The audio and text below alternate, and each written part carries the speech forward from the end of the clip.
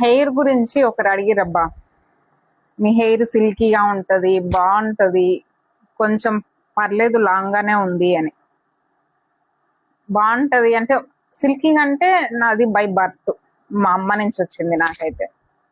కాకపోతే హెయిర్ ఎలా గ్రోత్ అవుతుంది అనేది మాత్రం నాకైతే ఇంతకుముందు పారాషూట్ ఆయిల్ వాడేదాన్ని, అది పడకపోయింది.